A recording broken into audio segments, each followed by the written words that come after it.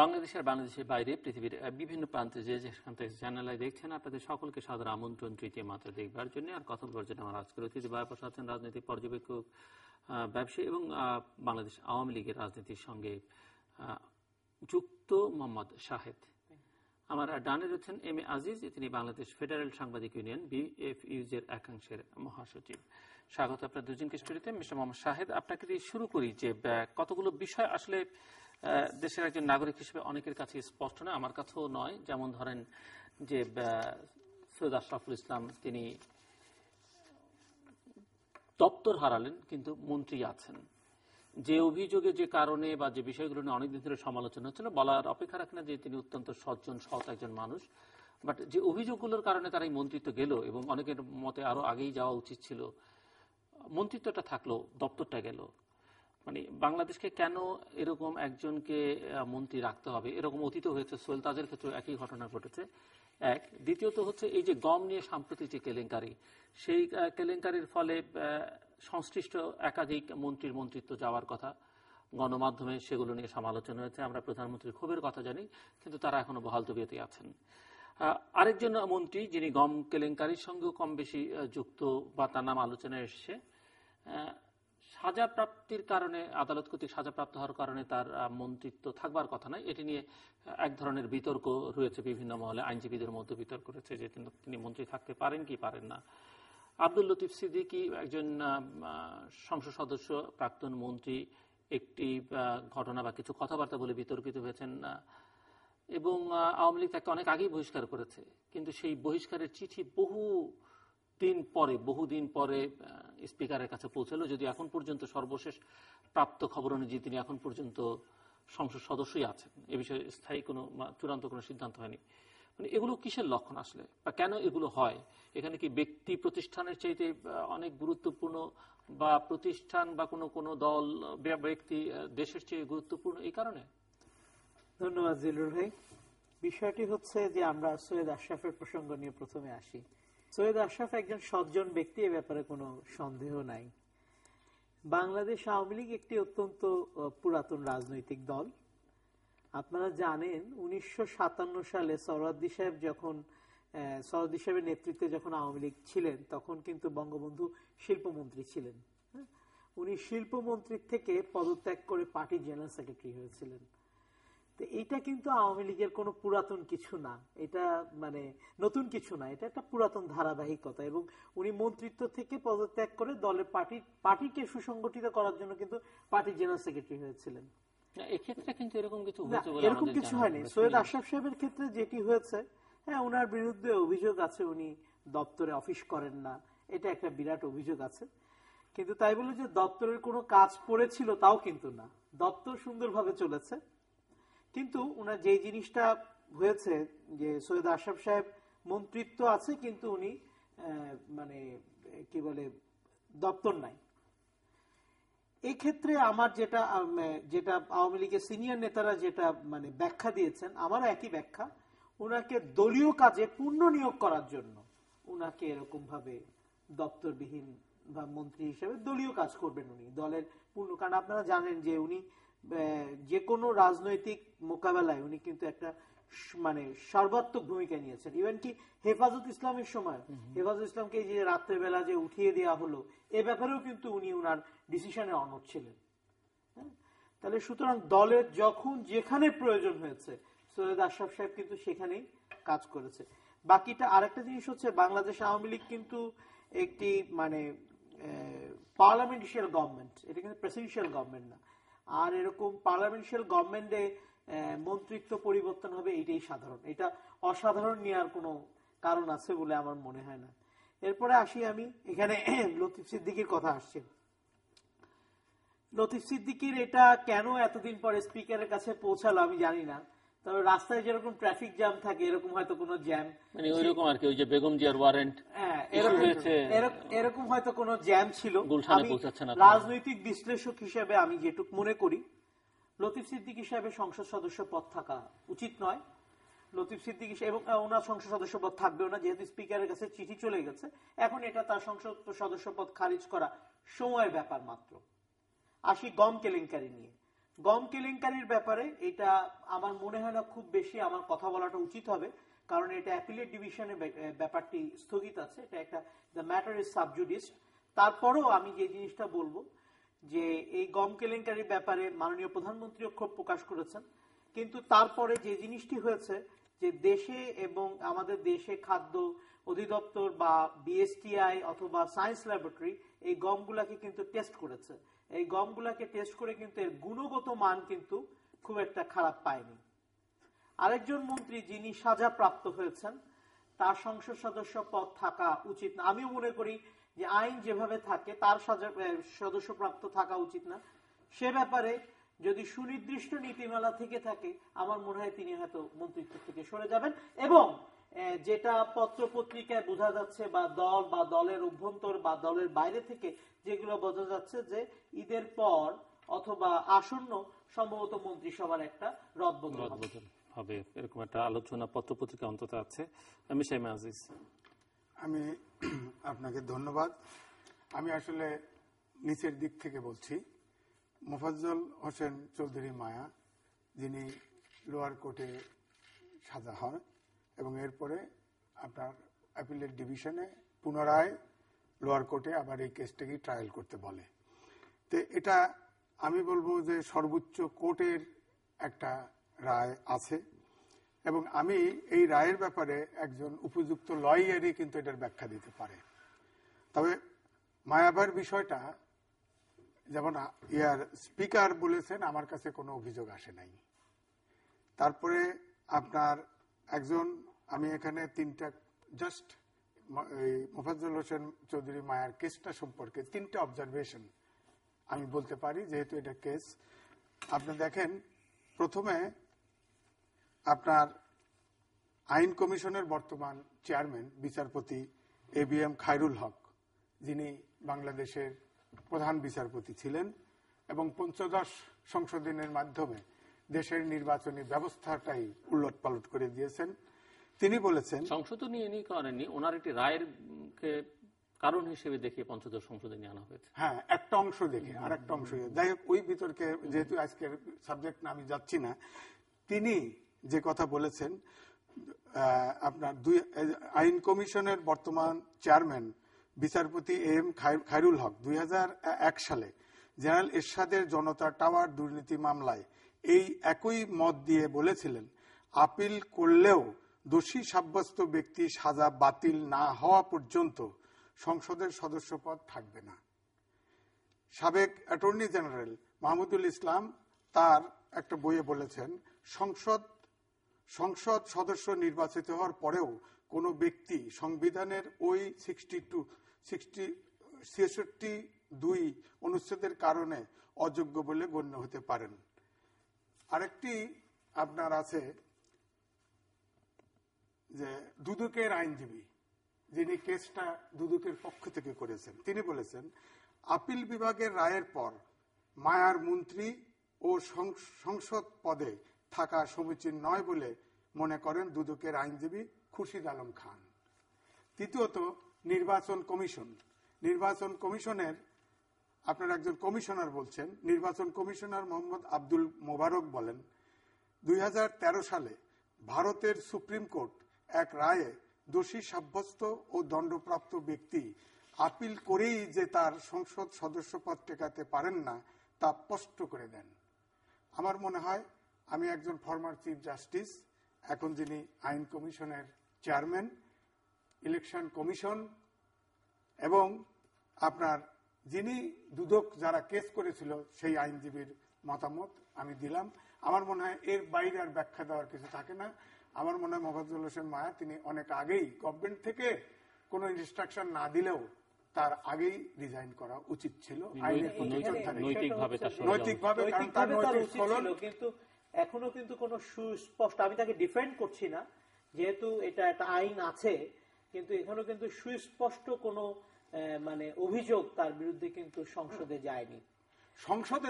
ঠিক আছে, সংসদের কথা আলাদা, বা ক্যাবিনেটও কিন্তু তার বিরুদ্ধে কিন্তু সুস্পষ্ট কোনো অভিযোগ কিন্তু তার মানে তাহলে আপনি বলতে চান যে গভর্নমেন্ট এই যে নৈতিক স্খলন জনিত কারণে একজন MP মন্ত্রী রিজাইন করা উচিত, কিন্তু গভর্নমেন্ট তাহলে তাকে এখান থেকে সরাতে চাচ্ছেন না।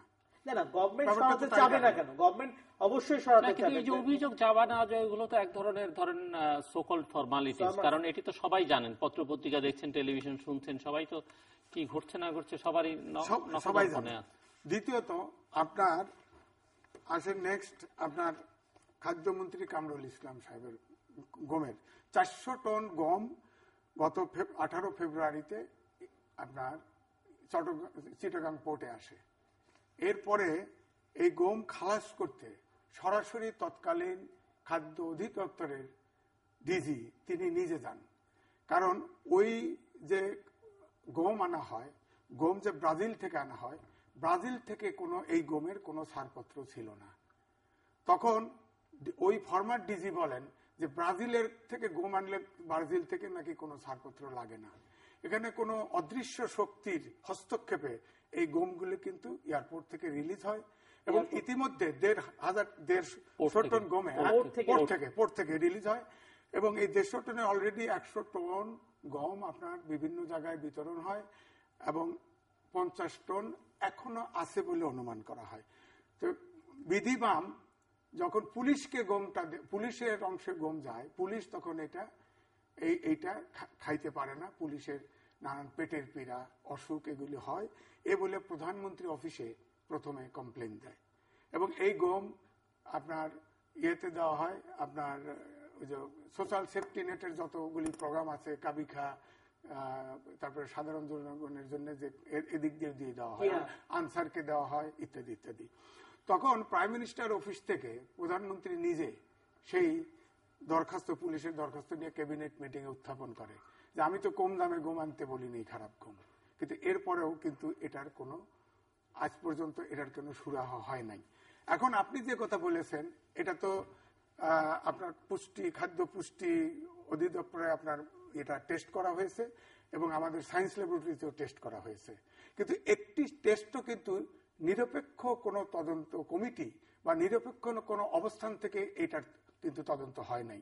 অর্থাৎ ওই খাদ্য অধিদপ্তর বা মন্ত্রী সাহেবের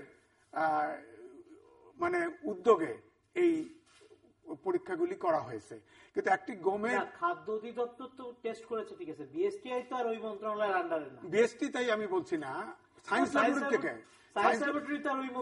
আমি আমার বাড়ির গম আমি দোষী, আমি গম পচা গম এনেছি, আমি শেষ করছি, আমি ইন্টারন্যাশনালি পরীক্ষা করছি। আমি বলছি একটি পরীক্ষা দেখা গেছে যে গম খাওয়ার উপযোগী, কিন্তু গমের মধ্যে পোকা হাঁটছে।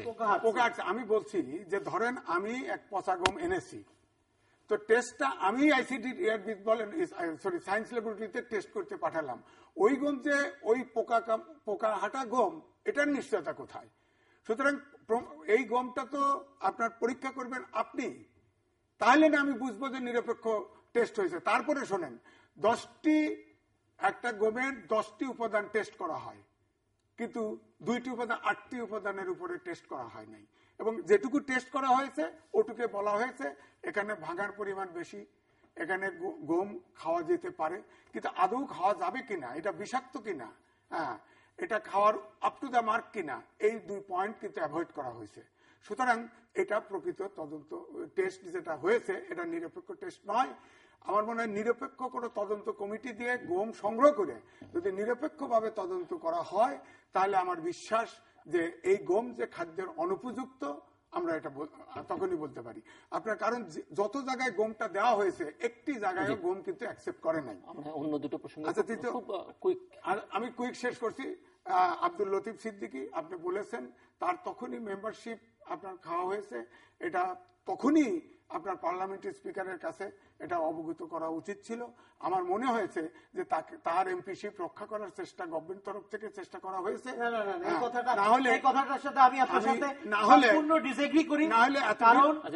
আমি শেষ করি, তাহলে এতদিন কেন তার মেম্বারশিপটা ঝুলে রইল? স্পিকারকে গভর্নমেন্ট তার মেম্বারশিপ খেলো, তাকে স্পিকারকে না জানানো পর্যন্ত স্পিকার এটা ডিসিশন নেওয়ার এখতিয়ার কিন্তু সেখানে জানানো হয় নাই। এর অর্থ হচ্ছে যে জেলখানায় নেওয়ার পরে উনি যদি একটু সাদা হয়ে বেরোন তাহলে হয়তো তাকে আবার রক্ষা করে, কিন্তু দেখা যায় যে আবার যারা হেফাজত মিছিল টিছিল করছে এখন আবার নতুন করে খাওয়ার উদ্যোগ নিচ্ছে। সৈয়দ আশরাফুল ইসলাম তিনি একজন ভদ্রলোক এবং এই আমি বলবো যেমন বিএনপির সেক্রেটারি জেনারেল এবং আওয়ামী লীগের সাধারণ সম্পাদক, এরা দুইজনই কিন্তু অত্যন্ত ভদ্র, স্বজন এবং সৎ রাজনীতিবিদ। কিন্তু মুশকিল হচ্ছে রাজনীতিতে ধরেন যেমন আগে বলা হয়েছে সোহেল তাজ এবং সৈয়দ আশরাফুল ইসলাম, এরা কিন্তু ভার্চুয়ালি আপনি দেখেন একজন আমেরিকায় এবং একজন ব্রিটেনে, সেই কালচারে বড়। এখন আশরাফুল হককে যে মন্ত্রণালয় দেওয়া হয়েছে, আমরা যেটা শুনেছি তাকে বাইপাস করে করে সব সিদ্ধান্ত, এমনকি মেয়র ইলেকশনের সিদ্ধান্ত, এমন এই যে এমপিদেরকে আপনার আলাদা আলাদা বরাদ্দ দেওয়ার 20 কোটি টাকা বরাদ্দ দেওয়া, এসব কিছু তিনি অপোজ করেছেন। কারণ তিনি একদম বিলেতি রাজনৈতিক মেকআপে ওইভাবে মনে হয় ওই কালচারে তিনি রাজনীতিতে নিজেকে তৈরি করেছেন, যার ফলে তার ভিতরে একটা অনীহা কাজ করেছে। দায় সারা গোছেন, তিনি মিনিস্ট্রিতে যান নাই, এটা সত্য। এমনকি সাধারণ সম্পাদকের দায়িত্ব যেটা বলা হচ্ছে তাকে ইয়ে করার জন্য যে মন্ত্রণালয় থেকে সরানো হয়েছে, সাধারণ সম্পাদকের দায়িত্ব দেওয়া। এবং এখনকার যে পলিটিক্স, দুর্বৃত্তায়নের পলিটিক্স, ব্যবসায়ীদের পলিটিক্স, এবং যেভাবে মানে আমি বলবো যে এক নেতাকেন্দ্রিক পলিটিক্স, সেখানে তিনি অ্যাডজাস্ট করতে পারবেন না। এখানেও তিনি এরকমই পারফর্ম করবেন। তবু আমি বলবো যে সৈয়দ আশরাফুল ইসলাম একজন অত্যন্ত সাথে একটু যোগ করি, এক নেতাকেন্দ্রিক পলিটিক্স বলতে আপনি কি বুঝাচ্ছেন? এক নেতাকেন্দ্রিক বলে বিএনপিও আওয়ামী লীগও, শেখ হাসিনা ছাড়া আওয়ামী লীগ নাই, বিএনপিতে খালেদা জিয়া ছাড়া কোনো আওয়ামী লীগ নাই। কারণ হচ্ছে একই ব্যক্তি পার্টির হেড, একই ব্যক্তি সরকার প্রধান, একই ব্যক্তি পার্লামেন্টের হেড। মানে কিছু বলবার আছে? না, বলবার হচ্ছে উনি যে কথাগুলো বলেছেন, প্রতিটা পয়েন্টই আবার উনি যে কথাগুলো বলেছেন অনেকগুলো পয়েন্টে আমি ওনার সাথে এগ্রি করি। এখানে সরকারের কিছু ব্যর্থতা আছে। আসলে সরকার যে জিনিসটা, মাননীয় প্রধানমন্ত্রী উনি কিন্তু চান দেশটাকে এগিয়ে নিয়ে যেতে। আপনি দেখেছেন সম্প্রতি কিন্তু আমরা নিম্ন মধ্যম আয়ের দেশ থেকে কিন্তু আমরা একটা মধ্যম আয়ের দেশে কিন্তু আমরা মানে সব কি বলে মধ্যম আয়ের দেশে কিন্তু আমরা পরিণত হয়েছি।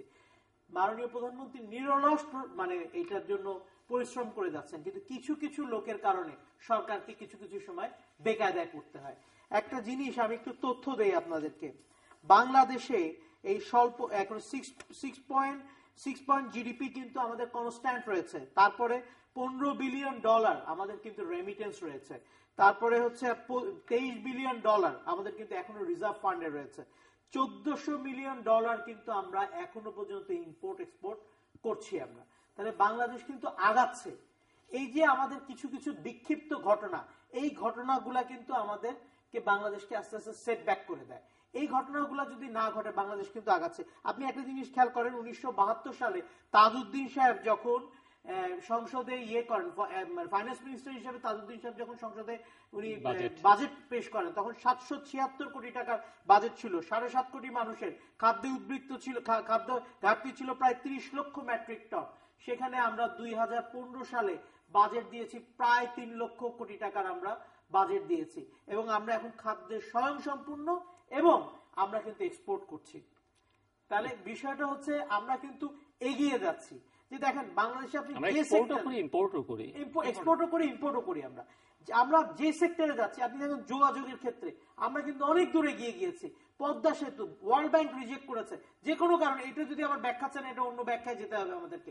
ওয়ার্ল্ড ব্যাংক রিজেক্ট করেছে, মাননীয় প্রধানমন্ত্রী নিজস্ব অর্থায়নে এটা করার ঘোষণা দিয়েছে। পদ্মা সেতু আমরা অতি মানে আর বছর 2-3 মধ্যে হয়তো পদ্মা সেতু আমরা মানে পদ্মা সেতুর উপর দিয়ে আমরা চলতে পারবো। এটা একসময় কিন্তু স্বপ্ন ছিল।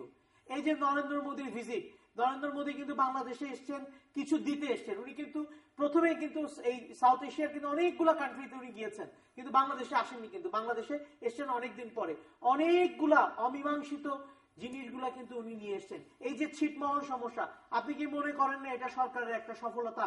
এটা তো বিএনপিও তো পরপর 2-3 বার সরকার গঠন করেছে, কিন্তু তারা তো এই ছিটমহল সমস্যার সমাধান করতে পারেনি। ছিটমহল সমস্যার সমাধান, আমি ছিটমহলবাসীদেরকে নিয়ে একটা রাউন্ড টেবিল বৈঠক ছিল, সেখানে আমি উপস্থিত ছিলাম, ভোরের কাগজের একটা রাউন্ড টেবিল। সেখানে এক ভদ্রলোক বলছিলেন যে আমরা কত কষ্টে থাকি, আমাদের মানে স্ত্রীদের মানে যদি বাচ্চা হয় সেই বাচ্চাকে অন্য লোকের নাম দিয়ে বাচ্চা পোষণ করাতে হয়, বাচ্চাদেরকে ছাত্র মানে স্কুলে ভর্তি করতে গেলে বাবার নাম পরিবর্তন করে করতে হয়। এই যে একটা দুঃস্বপ্ন, এই যে একটা মানে দুশ্চিন্তা, সেখান থেকে তো আজকে আমরা পরিত্রাণ পেয়েছি। এইগুলা কি এই গভর্নমেন্টের সফলতা না? এইগুলা কি এই গভর্নমেন্টের কূটনৈতিক সফলতা না? এইগুলাকে কিন্তু কেউ কাউন্ট করে না। কাউন্ট করে কি মায়ার মোফাজ্জল হোসেন চৌধুরী মায়া সাহেবের কি হলো, কামরুল সাহেবের বিক্ষিপ্ত কিছু ঘটনা তো ঘটবে, এটা বিএনপির সময় ঘটেছে, এটা বিএনপির সময় ঘটে নেই। বিএনপির সময় মন্ত্রণালয় রদবদল হয়েছে, বিএনপির সময় এরকম অনেক ঘটনা ঘটেছে, কিন্তু মানুষের যে এখন উন্নয়নের জোয়ার যেটা, সেটাকে তো আপনার আমাদের বিরোধী দলের নেত্রী উনি বলছেন যে ঈদের পরে উনি আবার নতুন করে কর্মসূচি দিবেন, উনি আবার নতুন করে কর্মসূচিতে নামবেন। হ্যাঁ, দেশে কি হবে, দেশে আবার মানে উনি বলছেন যে জাতীয় সরকারের মতন একটি সরকার গঠন করবে। এখন তো সেই পরিস্থিতি নাই, এটি একটি গণতান্ত্রিক সরকার এবং খালেদা জিয়াকে এটা ভুলে গেলে চলবে না। উনি 93 দিন বা 92 দিনে একটি ম্যাসিভ আন্দোলন করেছিলেন, এখানে কিন্তু তার সাথে কোনো জনগণ ছিল না।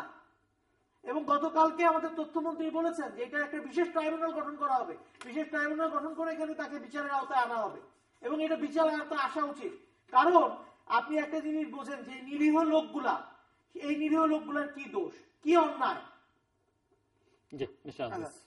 আমি প্রথমে ছিটমহলের কথা বলছি যে বাংলাদেশ স্বাধীন হওয়ার পরে 1974 সালে ছিটমহলের আপনার এগ্রিমেন্ট হয় এবং সেখানে বাংলাদেশ কিন্তু সেই এগ্রিমেন্ট অর্থাৎ ইন্দিরা মুজিব চুক্তি সেটা রেটিফাই করে এবং দীর্ঘ 41 বছর পরে মোদী সরকার আসার পরে মোদী এটা কনসেনসাসের মাধ্যমে অর্থাৎ ভারতের যতগুলো পার্টি আছে পার্লামেন্টে সবাইকে একত্রিত করে এই ছিটমহল সমস্যার সমাধান করে। এটা সত্য, এজন্য আমি বর্তমান সরকারের প্রধানমন্ত্রীকে আমি ধন্যবাদ জানাই। কিন্তু সাথে সাথে শেষ করে এটা নিয়ে কিন্তু রাজনীতি করেছে, আমি শেষ করি, এটাকে নিয়ে কিন্তু রাজনীতি আমি শেষ করি, আমার জানায়নি কিন্তু একটু শেষ করেন। আমি বিএনপি সাধুবাদ জানাই নাই, আমি তার চাইতেও দেখেন কি বলি শোনেন। তো এই যে আপনি বললেন যে ছিটমহলের একজন বাসিন্দার যদি ছেলে হয় বা মেয়ে সন্তান হয় তাকে অন্য নাম দিয়ে পরিচয় দিতে হয়, চিকিৎসা করতে গেলে অন্যের পরিচয় দিয়ে করতে হয়। এই 41 বছর আমরা সেটা এগ্রিমেন্ট রেটিফাই করলাম। 41 বছর এই যে স্টেটলেস পিপুল হয়ে যে এই 111টা ছিটমহলের বাসিন্দারা থাকলো, এটা কাদের জন্য? ভারতের জন্য। ভারত এই 41 বছর এই লোকগুলোর যা কিছু হয়তো মানবতার জীবন যাপন করেছে এর জন্য দায়ী ভারত। সুতরাং এই 41 বছরের দায়, এখানে তো 41 বছরের এই ঘটনার জন্য তো বাংলাদেশের কোন সরকার নিশ্চিত দায়ী না আপনার কথা অনুযায়ী। তাহলে এই র্যাটিফিকেশন ভারত যখন করলো বা এই স্থল সীমান্ত চুক্তি বাস্তবায়িত হতে যখন যাচ্ছে, তখন কেন বিএনপি ভারত সরকারকে অভিনন্দন জানায়, আওয়ামী লীগ বা বাংলাদেশ সরকারকে অভিনন্দন জানায় না? না, সেটা বিএনপির ব্যাপার। সাংবাদিক হিসেবে আপনার বিশ্লেষণ? আমার বিশ্লেষণ হচ্ছে যে আমাদের দেশে তো আসলে ডেমোক্রেটিক নর্মস ওয়ার্ক করছে না। যে কথা বলছে আমি সেটা বলতাম যে ডেমোক্রেটিক যে নর্মস, একজনের মতামতের প্রতি আপনার রাখা, সম্মান শ্রদ্ধা রাখা, এটা আওয়ামী লীগও রাখে না, বিএনপিও রাখে না। এখন এই দেশে দুই পার্টি শুধুমাত্র ক্ষমতায় যাওয়া এবং ক্ষমতায় থাকা, এটা হচ্ছে প্রধান আদর্শ, যার ফলে এই কালচারটা তৈরি হয় নাই। আমাদের দেশে নির্বাচন হলেই বলে কারচুপি হয়েছে, কেউ এটা স্বীকার করে না। আচ্ছা, আমি এই পয়েন্টটা শেষ করি, আপনি পরে বললেন, আমি একটু শেষ করে নেই।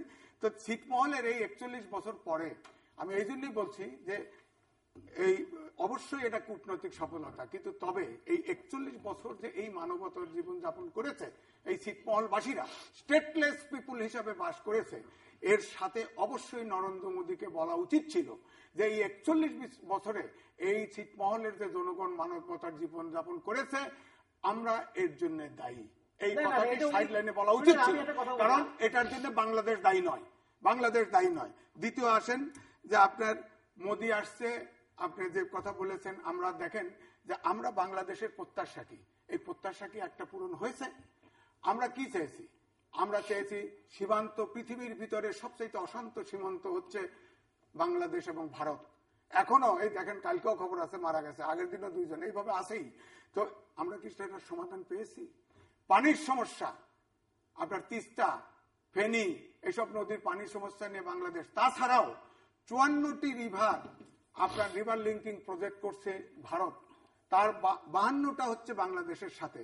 এই 54টা রিভার লিঙ্কিং প্রজেক্ট যদি ভারত করে ফেলে তাহলে আমরা তো একদম ভারতের অনুকম্পার উপরে পড়ে যাব, আমাদের এই দেশ তো মরুভূমিতে পরিণত হবে। এই অঞ্চল বাংলাদেশ তো জনপ্রাণী শূন্য হয়ে যাবে আলটিমেটলি, এটা মরুভূমিতে। সুতরাং আজকে সেই 54টা রিভার লিঙ্কিং প্রজেক্ট করছে, সেখানে কি আপনি দেখেন সেখানে কি সে প্রসঙ্গে, এমনকি ওয়াটার তিস্তার ব্যাপারেও কিন্তু কোনো সমাধান হয় নাই। আজকে দেখেন আজকে চ্যানেল আইতে কথা বলছি, এটা কিন্তু আপনার বাংলাদেশের বাউন্ডারির বাইরে যেতে পারছে না, অথচ সবগুলো চ্যানেল ভারতের আজকে বাংলাদেশের সবগুলো চ্যানেল দেখানো হচ্ছে। যে সাংস্কৃতিক যে আগ্রাসন চলছে, এই আগ্রাসন আপনি দেখেন, আপনার সন্তান দেখেন বাংলার আগে হিন্দি শেখে। আপনি দেখেন আজকের ঈদের বাজারে দেখেন কি কই যে কটকটি অমক সমক সব সিরিয়ালের যে নায়িকা, তাদের মডেলের জামা কাপড় বিক্রি হচ্ছে এবং ইয়াং জেনারেশন এগুলি কিনছে। এটা আমাদের জন্য যে আমাদের দেশের যে সাংস্কৃতিক মান যে জায়গায় ধস নামিয়ে দেওয়া হয়েছে, একটা জাতির যদি সাংস্কৃতিক নিজস্ব সংস্কৃতি না থাকে সে জাতি তো অটোমেটিক ধ্বংস হয়ে যাবে। আজকে আমাদের দেশে আমরা সবাই বলছি যে অন্তত আমাদের চ্যানেলগুলো যেতে দেওয়া হোক, সেটার কি কোনো সমস্যার সমাধান হয়েছে? এইভাবে আমাদের যে নিজস্ব, অথচ ভারত তার মূল দরকার ছিল ট্রানজিট, আপনি দেখেন ঠিকই নিয়ে গেছে। আপনার নদী, রেলপথ, নৌপথ, দুটি পোর্ট, তাদের যা প্রয়োজন তারা যেটা একদম স্বাধীনতার পর থেকে যাদের যেটা প্রয়োজন ছিল সেটার কিন্তু সমাধান আমরা ঠিকই করে দিয়েছি। কিন্তু আমাদের আমাদের যে জন আকাঙ্ক্ষা, বাংলাদেশের নাগরিকদের যে আকাঙ্ক্ষার দাবি, এটার একটিরও সমাধান হয় নাই। দ্বিতীয়ত, হ্যাঁ আমি একটু শেষ করছি, যে এখন যে আপনি যেটা বলেছেন যে গণতান্ত্রিক সরকার, হ্যাঁ গণতান্ত্রিক অবশ্যই মাল্টি পার্টি ডেমোক্রেসি চলছে নামে, কিন্তু আসলে কি সব পার্টি এখন প্রপারলি ফাংশন করতে পারছে? পারছে না। আজকে গণতন্ত্রে আপনি দেখেন করতে পারছে না, বলেন আপনি আমাকে। আপনি শোনেন, কোন পার্টিকে একটা মিটিং মিছিল পর্যন্ত করতে দেওয়া হয় না। আপনার কি বলে আমাদের নেত্রী, বিরোধী দলের নেত্রী, কি বলে প্রধান বিরোধী দল না, বিরোধী দলের নেত্রী বেগম খালেদা জিয়া বিভিন্ন ইফতার মাহফিলে যাচ্ছে, জামাত ইসলামীর ইফতার মাহফিলে যাচ্ছে, সব জায়গায় সবাই যাবে। আপনি এখন বলতেছেন গণতান্ত্রিক হচ্ছে না। আপনার গণতন্ত্র তো মানতে হবে। আব্রাহাম লিঙ্কন একটা গণতন্ত্রের ডেফিনেশন দিয়েছে, চার্চিল ডেফিনেশন দিয়েছে, আবিধানিক অর্থ ডেফিনেশনের আছে। এইসব ডেমোক্রেসির কোন ইউনিক ডেফিনেশন অর্থাৎ এক ডেফিনেশন নাই। আজকে ধরেন চীনেও বলে যে গণতন্ত্র আছে, কারণ চীনে আমি গেছি 4টে পলিটিক্যাল পার্টি আছে, কমিউনিস্ট পার্টি। উত্তর কোরিয়াতে কমিউনিস্ট পার্টির দাওয়াতে গেছি, সেখানে এক দল, এটা ঠিক। তারা তো বলে জনগণের মতামত নিয়েই তো আমরা দেশ চালাচ্ছি। গাদ্দাফি দেশ ছিল ওখানে, সে বলছে যে জনগণ আমাদের রাষ্ট্রীয় পলিসিতে। আমি বলতে চাই এই দেশে, আমি শেষ করি, আপনি কি মনে করেন আইনসম্মত হয় না? এটা পৃথিবীতে ওয়ার্ল্ডের সবচাইতে প্রশ্নবিদ্ধ নির্বাচন। কিভাবে নির্বাচন? আমি বলছি, আমি শেষ করি, আমি বলছি, আমি সে ওই পুরানো কথার দিকে যাবো না, আপনি তো ওই কথাতে শেষ করি। আমি আপনি যে গণতন্ত্র, আমি বলছি এই দেশে গণতন্ত্র প্রপারলি ফাংশন করছে না। আপনার গণতন্ত্র বলতে গণতন্ত্রের আপনার ইউনিক ডেফিনেশন নাই, কিন্তু গণতন্ত্রের যে উপাদানগুলি, এই ক্ষেত্রে কিন্তু সবাই রাষ্ট্রবিজ্ঞানীরা একমত। যেমন গণতন্ত্র কখন গণতন্ত্র ফাংশন করছে কি করে বোঝা যাবে? এক হচ্ছে বাক ব্যক্তি স্বাধীনতা, পত্রিকার স্বাধীনতা থাকতে হবে, দুই বহুদল থাকবে। শোনেন, আপনি কি মনে করেন বিএনপি যদি রাষ্ট্রীয় ক্ষমতায় থাকতো অথবা বিরোধী দলে থাকতো তাহলে কি গণতন্ত্র থাকতো? সেটা পরের ব্যাপার। আমি এখন আমি বলছি বহুদলীয় গণতন্ত্র থাকবে, সংখ্যাগরিষ্ঠ দল দেশ চালাবে, কিন্তু বিরোধী দলের অবশ্যই বিরোধী দলের সাথে সমঝোতার মাধ্যমে চালাবে। নিরপেক্ষ নির্বাচনে ভোটের মাধ্যমে সরকার নির্বাচিত হবে। আইনের শাসন থাকতে হবে, মানবাধিকার সুরক্ষিত থাকতে হবে, ধৈর্য, সাহায্য এবং অন্যের মতের প্রতি শ্রদ্ধাবোধ থাকতে হবে। এগুলো বাংলাদেশে একটিও নাই, সবগুলো অনুপস্থিত। এই দেশে বহুদলীয় গণতন্ত্রের নামে আসলে একদলীয় শাসন চলছে। আমি বলছি আইনের শাসন যদি চলতো তাহলে বেগম জিয়ার বিরুদ্ধে তখন যে ওয়ারেন্ট ইস্যু করা হয়েছে, এই ওয়ারেন্ট আজ পর্যন্ত বের হয় নাই। এখন আমি বলবো আইনের শাসন যদি থাকতো তাহলে মোহাম্মদুল হোসেন মায়ার আপনার এতদিন পর্যন্ত মন্ত্রী তিনি থাকতেন না, তিনি আব্দুল লতিফ সিদ্দিকী মন্ত্রী থাকতেন না। এইগুলি হচ্ছে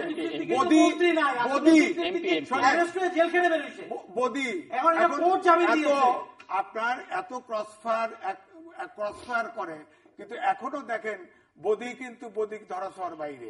সুতরাং আইনের শাসন থাকলে হইতো না। আইনের শাসন থাকলে এই টেন্ডার সাংবাদিক আপনি এই কথাটা বলতে পারেন না, এত ক্রসফায়ার করে। ক্রসফায়ার মানে ক্রসফায়ার কি গভর্নমেন্ট ইচ্ছে করে ক্রসফায়ার করে নাকি?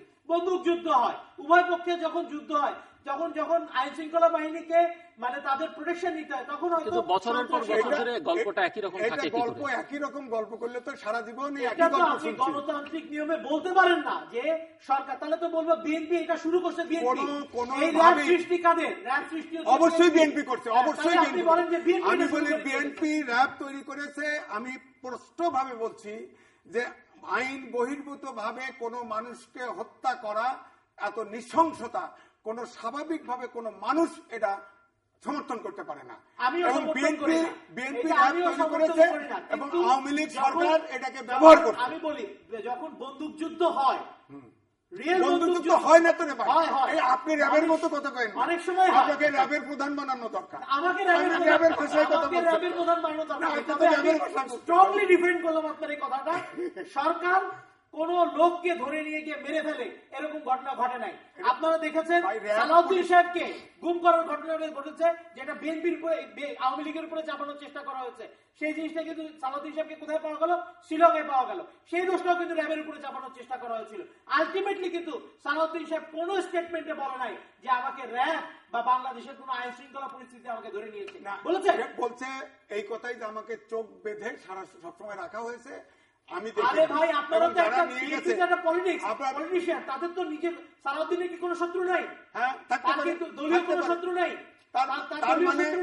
তার মানে যে এই যে 150 ক্রসফায়ার হলো এই 74 সালে, এগুলো সব তাহলে ব্যক্তিগত শত্রু মেরে ফেলেছে। ক্রসফায়ার হয়েছে, এগুলো ব্যক্তিগত শত্রুতা আমি হবে কিসের জন্য? এগুলো বন্দুক যুদ্ধ হয়েছে। এগুলো মানে আইন শৃঙ্খলা বাহিনীর সাথে বন্দুক যুদ্ধ হয়েছে।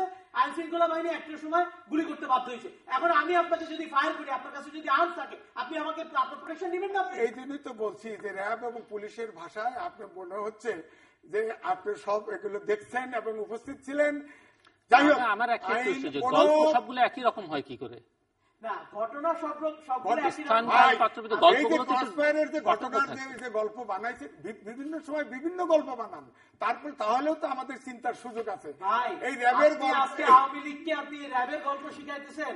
বিএনপির সময় র‍্যাব দিয়ে আওয়ামী লীগের উপরে কত অত্যাচার করা হয়েছে আপনি শুধু আওয়ামী লীগের করে না, আপনি জানেন স্ট্যাটিস্টিক দেখেন ছাত্র দলের এবং যুব দলের ছেলেরা বেশি মারা গেছিল তখন র‍্যাব গঠনের পরে।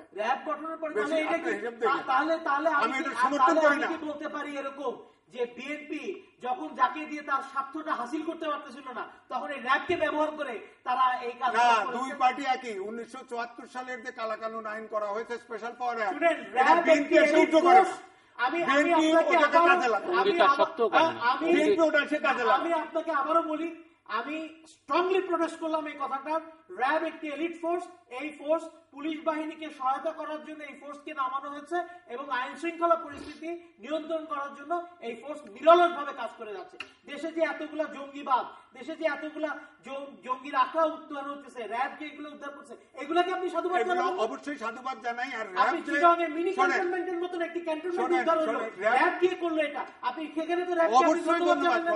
আপনি ক্রসফায়ারের কথা বলতেছেন। আমি শেষ করি, র‍্যাব কিন্তু নিজেরা ক্রসফায়ার করে না, তাদেরকে লিস্ট পাঠানো হয়। আমরা র‍্যাব নিয়ে কথা বলছি, কিন্তু সাম্প্রতিককালে আইন ও সালিশ কেন্দ্রের প্রতিবেদন অনুযায়ী কিন্তু র‍্যাবের চেয়ে পুলিশ এখন অনেক বেশি এগিয়ে যাচ্ছে। পুলিশ আবার ওই র‍্যাব দেখা দেখি এখন এই পুলিশ র‍্যাবের ক্রসফায়ার নিয়ে করতেছেন, কিন্তু পুলিশ র‍্যাবের ভালো দিকটা নিয়ে কিন্তু আপনারা কি ভালো দিক শোনেন? নিরলসভাবে এই পুলিশ যে 92টা দিন বিএনপি যে আন্দোলনগুলো করে আসছে, নিরলসভাবে পুলিশ, আপনি কি মনে করেন শুধুমাত্র নিরীহ মানুষ মারা গেছে? ঠিক আছে, পুলিশ মারা যায়নি। আমরা তো পুলিশের জন্য কাঁদলাম না একদিন। এই যে আপনার বিএনপি র‍্যাব সদস্যদের জন্য কাঁদলাম না, পুলিশ সদস্যদের জন্য কাঁদলাম না। আমরা টকশোতে নিরীহ মানুষের কথা বলি বা জনগণের কথা বলি, কিন্তু পুলিশরা যে এইগুলা ঠেকাইতে গেল, এই বোমাবাজিতে পুলিশরা যে নিহত হলো, আমরা কিন্তু সেই সব পুলিশের কথা। ঠিক আছে, সর্বশেষ এই আপনার যে বলা হলো যে পলিটিশিয়ান এবং আইন শৃঙ্খলা বাহিনী হচ্ছে এখন সবচেয়ে বেশি দুর্নীতিবাজ। সুতরাং এটাও দেখবেন। ইউ মে সে দ্যাট, আপনি এই কথাটা বলতে পারেন। সরকার আছে অথবা কে বলেছে টিআইবি রিপোর্টে? এটা তো এই রিপোর্টে তো বিএনপি দুর্নীতিতে সবচেয়ে বেশি চ্যাম্পিয়ন। হ্যাঁ, ঠিক আছে বলছে, তাই বলে কি আপনারাও করবেন? না না, এখানে আপনি আওয়ামী লীগকে কিভাবে আমাকে একটুখানি বলেন। কিছু দুষ্কৃতি ছাড়া আওয়ামী লীগের দুর্নীতিবাজটা কোথায় বলেন? আমাদের মাননীয় প্রধানমন্ত্রী একটা দুর্নীতি দেখাইতে পারবেন? আমি দেখাইতে পারবো। আপনি তো এখানেই আলোচনা করলেন মোফাজ্জল হোসেন মায়া এবং আমি তো বলতেছি কতিপয় কিছু লোকের জন্য দুজনের তো এখনই আলাপ করলেন, দুজন পাওয়ারফুল মন্ত্রী। গমের ব্যাপারটা কিন্তু আমি এখনো বলতেছি, এটা কিন্তু সাবজুডিস ম্যাটার। এই ম্যাটার নিয়ে আপনার আমার শোনেন, সাবজুডিস যাই হোক, এটা আমার জীবনের সাথে জীবন বাঁচা মরার সম্পর্ক। আমার খাদ্যে ভেজাল, আপনি এই বিষয় নিয়ে অনেক কথা বলতে পারেন। এখানে কোনো ছাড় দেওয়া হবে না। অ্যাপিলেট ডিভিশন স্টে করেছে, আমি এই ব্যাপার নিয়ে কথা বলতে। আচ্ছা ঠিক আছে, বলেন না। কিন্তু আপনি বলছেন যে প্রধান দুর্নীতির কথা। আপনি মাননীয় প্রধানমন্ত্রী একটি দুর্নীতির অভিযোগ দেখান। আমি বিএনপি নেত্রী জিয়া ওরফান ট্রাস্ট থেকে শুরু করে তারপরে আপনি কি ভুলে গেছেন সৌদি আরবে যাওয়ার সময় কতগুলো সুটকেস গিয়েছিল? সেই ঘটনা কি আপনি ভুলে গেছেন? ঠিক আছে, তাহলে বলছি শোনেন, মাননীয় প্রধানমন্ত্রী একটা ঘটনা দেখান, মিডিয়ার একটা ঘটনা দেখান। কেয়ারটেকারের সময়ে বেগম জিয়ার বিরুদ্ধেও কেস ছিল, প্রধানমন্ত্রী শেখ হাসিনার বিরুদ্ধেও কেস ছিল। প্রধানমন্ত্রীর সবগুলো কেস কোয়াশ হয়ে গেল, কিন্তু বেগম জিয়ার কেসগুলো রয়ে গেল। সুতরাং এই কালচার যদি চলে। একটু শেষ করে আনতে চাই, এই অনুষ্ঠান শুরুর আগে আপনারা আলোচনা করছিলেন যে দেশ কি রাজনীতি শূন্য হয়ে গেল কিনা। আপনারা যেভাবে তর্ক বিতর্ক করছেন তাতে দেখা রাজনীতি বেশ প্রবল ভাবে আছে। না, রাজনীতি প্রবল ভাবে আমি বলবো না, যে দেশে যেটা আছে, যে আমি তো আগেই বলেছি যে আসলে বহু দল আছে, কিন্তু আসলে এক দলের এক পক্ষের আপনার নাই। সুতরাং এই দেশে গণতন্ত্র এখন সাংঘাতিকভাবে গণতন্ত্র যদি হইতো, গণতান্ত্রিক সরকার গণতান্ত্রিক উপায় চলছে। আপনি যদি বলেন এটাকে একদলীয় সরকার, আমার মনে হয় আপনি ভুল করতেছেন। আপনি এই ভুলটা করেন না, এটাকে গণতান্ত্রিক সরকার হিসেবে করেন। এবং 2019 সালে যে ইলেকশনটি হবে, এটার জন্য আপনি বিএনপিকে বলেন স্বতঃস্ফূর্তভাবে ইলেকশনে আসার জন্য, যেভাবে সংবিধান আছে সংবিধান অনুযায়ী ইলেকশনে আসার জন্য। আচ্ছা যাই হোক, এটাও পুরনো উত্তর দিতে হয়। আমি বলছি, আপনাকে উদাহরণ দিয়ে বুঝাইছি যে এই এখন গণতন্ত্রের যে উপাদানগুলি থাকে এই দেশে সবগুলো অ্যাবসেন্ট। এখন গণতন্ত্র এই কেন? সংবাদপত্রের কোনো বাক স্বাধীনতা নাই? আপনি তো নিজেও একজন জার্নালিস্ট, আপনি কি সংবাদপত্র লিখতে পারেন না? যদি নাই লিখতে পারেন, তাহলে আজকে খামরুল সাহেবের কথা আসতেছে কেন? মোফাজ্জল হোসেন চৌধুরীর মায়ের কথা আসতেছে কেন? আপনি কি এরশাদ সাহেব যখন সরকার গঠন করছিল তখন সংবাদপত্রের এই বাক স্বাধীনতা পেয়েছিলেন? আচ্ছা শোনেন, সংবাদপত্রের স্বাধীনতা আমরা যেভাবে দেখি, দেশে গণতন্ত্র না থাকলে সংবাদপত্রের স্বাধীনতা থাকে না, সংবাদপত্রের স্বাধীনতা না থাকলে সে দেশে গণতন্ত্র থাকে না। আমি শেষ করি। আমাদের কনস্টিটিউশনে কিছু রিজনেবল রেস্ট্রিকশন দেওয়া আছে, তার সত্ত্বেও সম্প্রচার নীতিমালা করা হয়েছে। এই সম্প্রচার নীতিমালায় যদি আপনি দেখেন, একটি শব্দ করার ক্ষমতা নাই সাংবাদিকদের। তারপরেও কিছু স্ক্রলিং করে করে করে আপনার সংবাদপত্র জনগণের আকাঙ্ক্ষা পূরণ করার চেষ্টা করছে। কিন্তু আপনি দেখেন, সাগর রুনিকে হত্যা সহ এই দেশে সম্পূর্ণ পেশার দায়িত্বের কারণে আজকে 2 ডজন সাংবাদিককে হত্যা করা হয়েছে। কয়েকজন সাংবাদিক, আপনার কয়েকজন চ্যানেলের আপনার জেলে নেওয়া হয়েছে, বহু সাংবাদিককে নির্যাতন করা হয়েছে। এখন সব সাংবাদিক এখন বাধ্য হয়ে সেলফ সেন্সরশিপ করে। আমি বলি, আপনি নরেন্দ্র মোদীকে অনেক কথা বলেছেন। আমি মনে করি নরেন্দ্র মোদীর এই ভিজিটটি বাংলাদেশের জন্য একটি আশীর্বাদ। আমি একটি কথা এর আগেও অনেকগুলো চ্যানেলে বলেছি, আমি এখন আবারও বলি। নরেন্দ্র মোদীর একটি ভাষণ আমি শুনেছিলাম লালকেল্লাতে, তাদের ইন্ডিপেন্ডেন্ট ডেতে। উনি বলেছিলেন, আমি প্রধানমন্ত্রী, আমি পূর্ববর্তী কোন প্রধানমন্ত্রীর সমালোচনা করব না, কারণ তারা দেশটাকে এই পর্যন্ত এগিয়ে নিয়ে এসছে। আমি দেশটাকে পরবর্তীতে কতটুকু এগিয়ে নিয়ে যেতে পারবো সেই চেষ্টা করব। তাই আমি প্রত্যেকটি রাজনৈতিক দলকে আমি অনুরোধ করব যে আপনারা এই সন্ত্রাস, এই আগুন সন্ত্রাসী পরিহার করে দেশটাকে আমরা কিভাবে এগিয়ে নিয়ে যেতে পারি, আপনারা সেই সহায়তা করুন। হয়েছে এখন থেকে অতীত না টেনে আসেন, সামনের দিকে বিএনপি নেত্রীকে তওবা করতে বলেন। তৃতীয় মাত্রা সম্পর্কে আপনারা লিখতে পারেন ডাক, ইমেল, SMS এর মাধ্যমে, ইন্টারনেট, আমাদের অফিসিয়াল ওয়েবসাইট অথবা সোশ্যাল মিডিয়াতে যেসব পেজ রয়েছে সেসব পেজে আপনারা আপনাদের মতামত রাখতে পারেন। আর আপনাদের মতামতকে আমাদের অনুষ্ঠান তৃতীয় মাত্রা আপনি দেখতে পাবেন প্রতি বৃহস্পতিবার এবং শুক্রবার বাংলাদেশে মারা দুটোই, বুধবার দুপুর 11:30 এবং শুক্রবার দুপুর 1:05 দেখবার আমন্ত্রণে মিস্টার এম এ আজিজ এবং মিস্টার মোহাম্মদ শাহেদ। অসংখ্য ধন্যবাদ আপনাদের দুজনকে। দর্শক মন্ডলী, এখানে আইনের শাসন, গণতন্ত্র, নানান বিষয় নিয়ে বিতর্ক হয়েছে, কিন্তু একটি বিষয় প্রায়শই বোধের বাইরে থাকে আমাদের, যে আসলে বাংলাদেশে কে বড়, দেশটি বড় না দল বড়, নাকি কোনো বিশেষ প্রতিষ্ঠান বড়, না কোনো ব্যক্তি বড়। এই হিসেব কিন্তু আমরা প্রায়শই মেলাতে পারি না। কাজে এখানে দুর্বলতাটা কি সেটি মোটামুটিভাবে স্পষ্ট। আমার অতিথিরাই বলছিলেন এখানে একজন অন্য মতের প্রতি কোনো শ্রদ্ধাশীল নন, সেটিও একটি গণতন্ত্রের প্রধান দুর্বলতা। এবং এই শ্রদ্ধা না থাকলে, সমঝোতা না থাকলে গণতন্ত্র শক্তিশালী করা যায় না। এবং যদিও ওনারা তর্ক বিতর্ক করেছেন, কিন্তু আমি ওনাদেরকে প্রশ্ন করেছিলাম অনুষ্ঠানের শেষ প্রান্তে, যে অনুষ্ঠানের শুরুতে ওনারা আলোচনা করছিলেন দেশ কি আসলে রাজনীতি শূন্য হয়ে গেছে কিনা। ব্যাখ্যাটা ওনারা অনুষ্ঠানের শুরুতে একমত হয়েছিলেন, যদি এখন আমার সঙ্গে আমার মনে হয় না বিতর্ক করবেন। তবে এই বিষয় নিয়ে নিজস্ব মতামত, নিজস্ব ব্যাখ্যা বিশ্লেষণ অবশ্যই দুজনের রয়েছে।